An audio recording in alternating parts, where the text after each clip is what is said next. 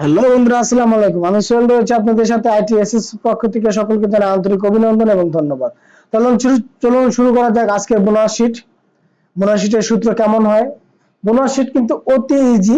চলুন তাহলে দেখা যাক। প্রথমে আমরা দেখে নিই গ্রোস স্যালারি এর 50% 1 ইয়ার, অর্থাৎ এক বছর হলে 50% গ্রোস থেকে পাওয়া যায়। গ্রোস এর 25% 6 মান্থ, অর্থাৎ 6 মাস হলে 25%। গ্রোস স্যালারি 60% 3 মাস, অর্থাৎ 3 মাস হলে 60% পাওয়া যাবে। তাহলে চলুন শুরু করা যাক। এখানে আমার একটা ফরম্যাট আমরা অলরেডি করা আছে, আপনি দেখেন।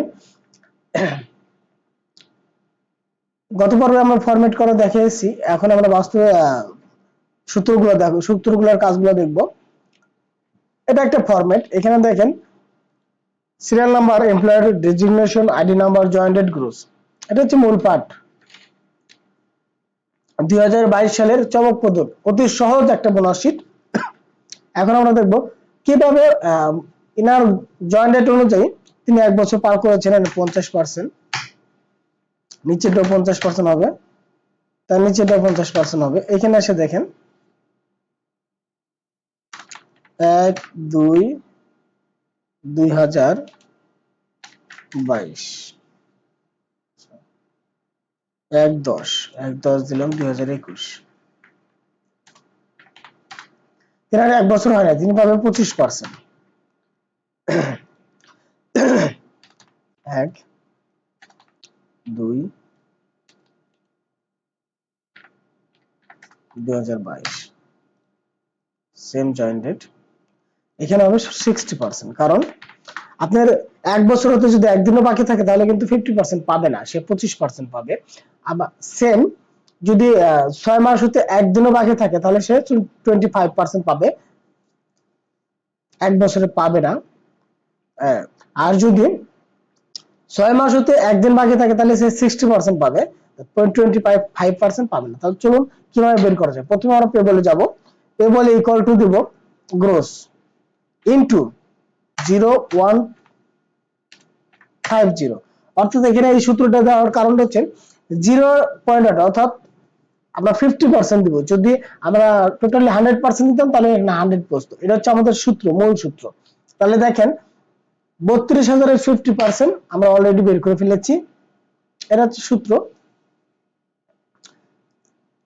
বাস 17,000 টাকার 50% হচ্ছে 17,651.58 টাকার 50%, 8,825.79 টাকা। আমরা এখন দেখব কিভাবে 25% বের করতে হয়। Equal to into 0.25, 25%। আমরা অলরেডি 25% বের করে ফেলেছি। এখন 60% ইকুয়াল টু ইনটু 0.16, অলরেডি আমরা 16% বের করে ফেলেছি। তাহলে আপনারা সূত্রটা বুঝতে পারলেন।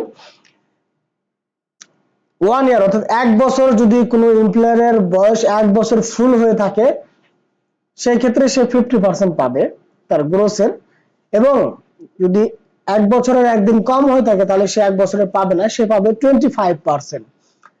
এদিকে দেখেন 60%, 25% এর নিচে, অর্থাৎ একদিন কম থাকলে পাবে 60%, সে 25% পাবে না। আর 3 মাসের যদি একদিন কম হয়ে থাকে তাহলে সে বোনাসের আওতায় আসে না। আমাদের নতুন গ্যাজেট অনুযায়ী সে বোনাসের আওতায় আসবে না, যদি কোম্পানির কিছু কিছু ক্যাটাগরিতে কোম্পানি দিয়ে থাকে পার্সেন্টেজ হিসেবে।